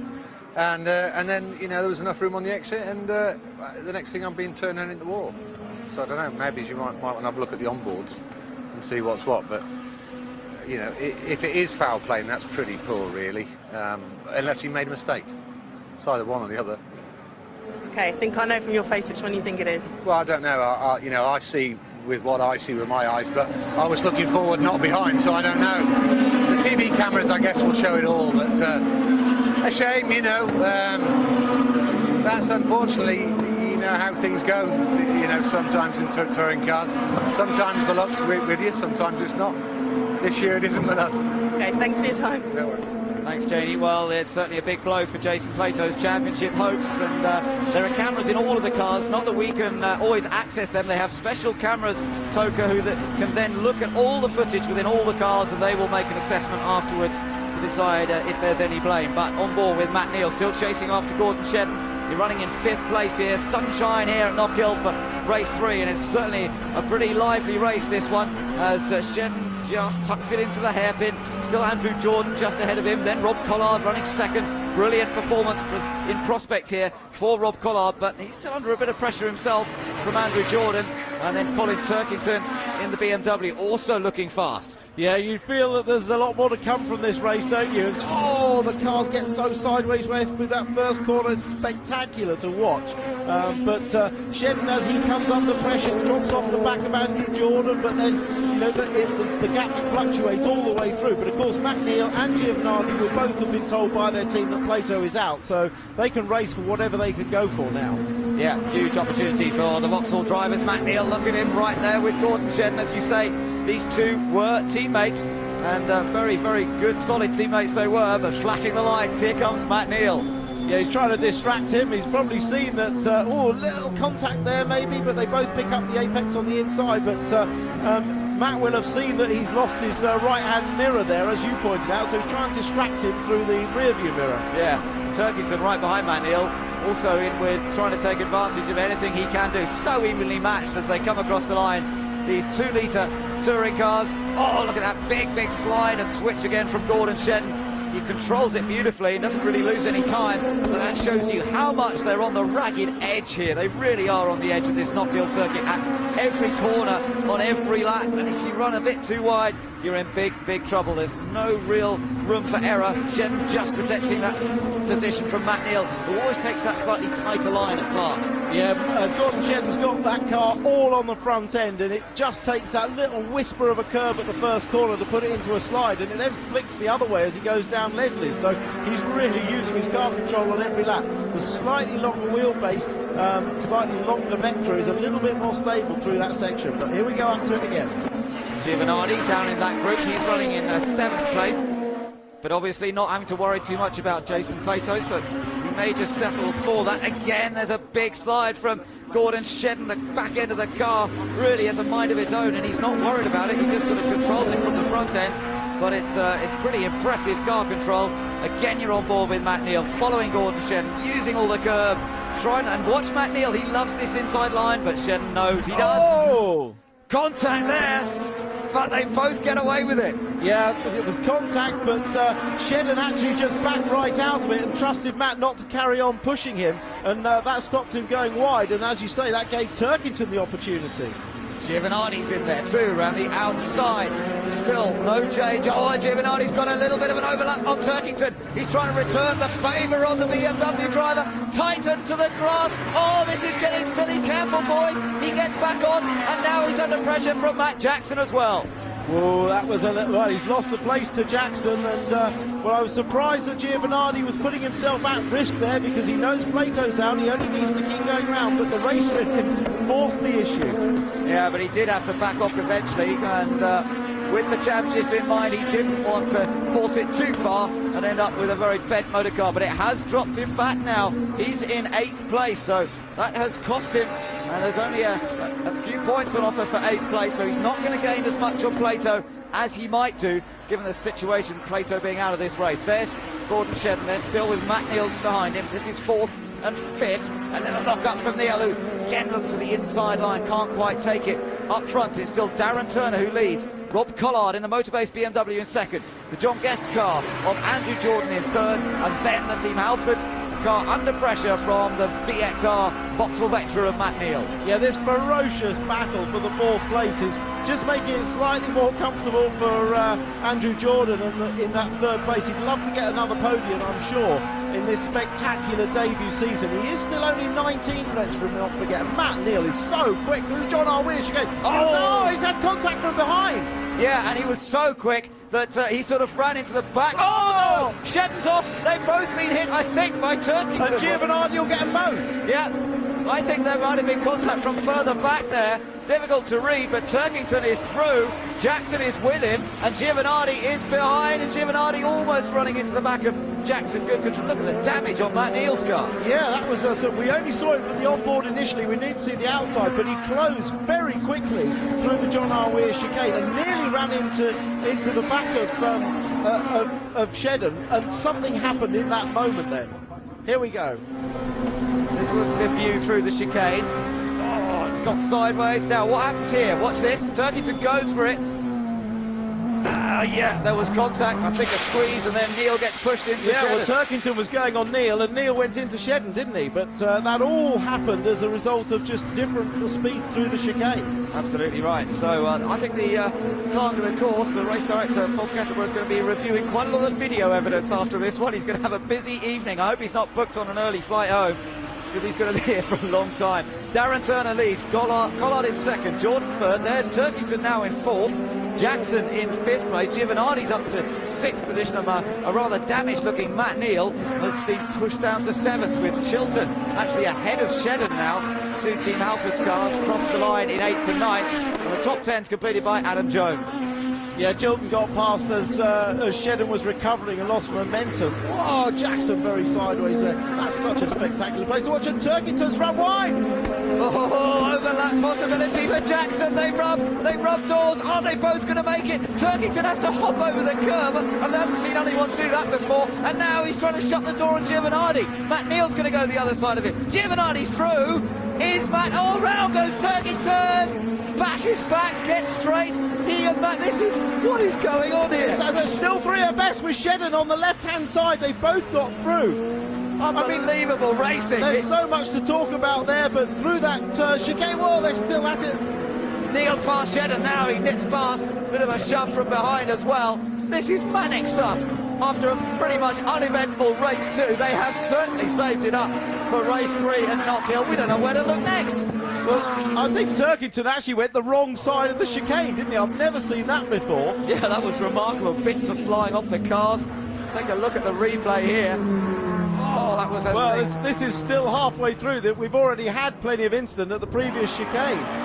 But he did well to save that in the rear-wheel drive car. Yeah, this was coming up to the chicane. Look how long he's on the grass for. The wrong side of the tyre ball. I've never seen that before. Well, amazing. Leaders are coming through. Turner followed by Collard and Jordan. Big gap back to Jackson, who is now in 4th position. So it's all turnaround here. Giovanardi has gained out of all this, as he always seems to. He always manages somehow to put the car in the right place, and he doesn't end up with it all bashed and damaged. Unlike in this case, Matt Neal. Matt's usually pretty good at it himself, but definitely a lot of damage on the car now. Yeah, that's not a lot of damage. I wouldn't want to see it when it is damage. He's still been in the walls though, Giovanardi, but as you say, he's picked his way through. There's the car looking very battle-scarred, but he's managed to get through now into 5th place. He'll be very happy with this points haul. So Matt Neal, and there's Shedden right behind, then Adam Jones in 9th. Stephen Kane is up to 10th, so he's actually done quite well in this race.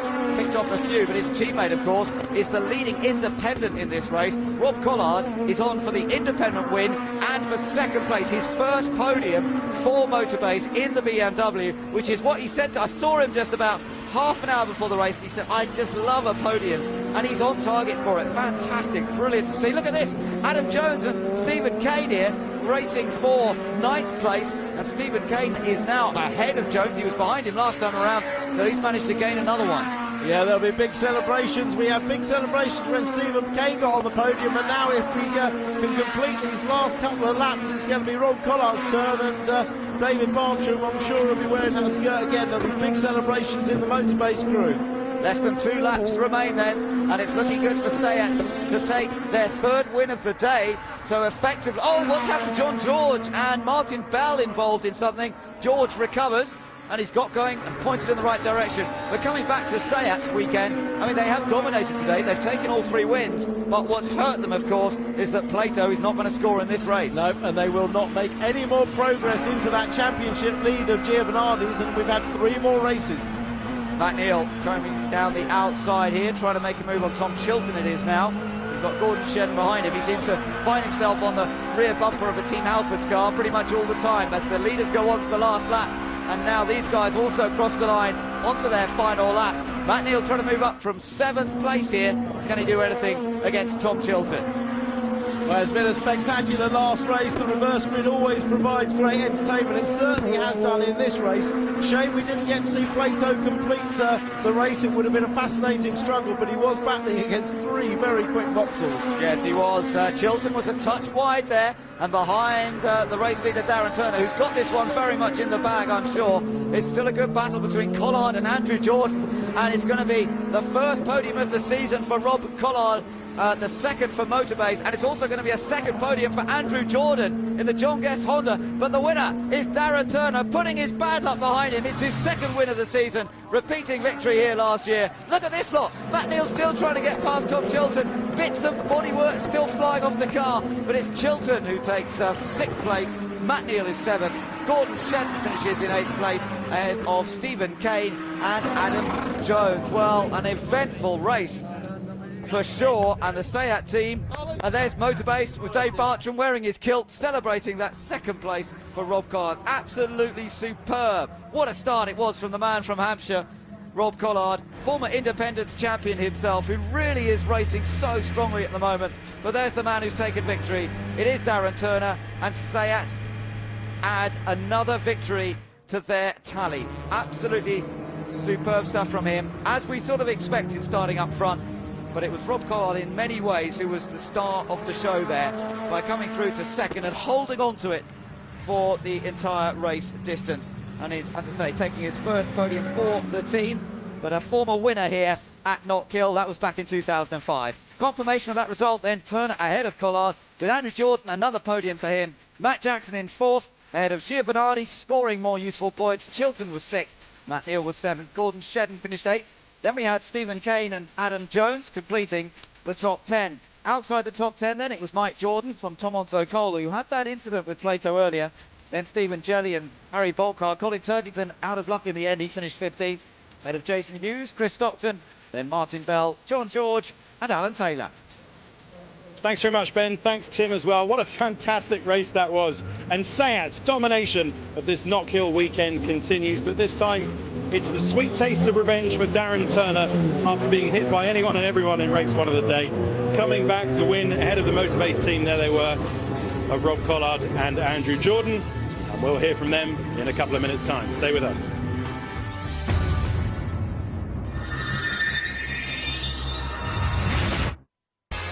Welcome back to a fantastic race here in Knockhill. Now look, this was the key moment. Darren Turner won, but don't worry about that. We'll talk to him in a second. Look at the back of your screen. It's so difficult to tell. Was it Tom Onslow Cole who pushed him round? Was that Honda involved somewhere? Well, we'll find out soon enough. Okay, let's go down to Janie in the pit. Oh no, hang on, just before Janie, let's have a look at the standings. There we go. It's back up to 41 points. Started the weekend, the gap was 44 between Gio Bernardi and Plato, but it's down to 41 now. And Colin Turkington is 3rd, Matt Jackson 4th, Matt Neal 5th, and Tom Onslow Cole 6th. Okay, let's have a quick look at the team standings. VX Racing 453, SEAT Sport 282, Team Halfords and Team RAC, the BMWs there, maintain their position in 3rd and 4th. Okay, Janie, who have you got down there in the pits? Well, I've got Darren Turner down here. Darren, this is the result you needed. Oh, mate, you look so relieved. Well, after obviously the first race was a bit of a disaster, and second race was good fun and a bit frustrating at the end. But you know, just to get a win at the end of the day like this, it's just great for the team. You know, Jason having race 1 and 2, and then me in the 3rd race, it's just really good for SEAT at the moment. Excellent for SEAT. Now, I'm sorry, but we are pushed for time, so I'm going to move on. But well done, congratulations. Rob, come over here, mate. Congratulations. This is such a result for you and the team. Now, I spoke to you earlier, and I must say I've never seen you looking more confident. You were talking about your car coming strong towards the end of the race, and that's what happened. Yes, you know, I love Knockhill. Knockhill's a favourite circuit for me. You know, I won here in 2005, and I'm just very, very confident with the BMW now. You know, during the races, it just comes on so strong at the end. And starting 4th from the grid, I just knew we had to stay out of trouble. And you know, I was challenging Darren there for a few laps until the safety car came out, and that sort of salvaged his tyres so he could get away again. But young Andrew was pushing me on quite hard, so yeah, it was good. Very good race. Very pleased for Team Motorbase and Team Komatsu. Okay, thank you very much. Back to you, Ted.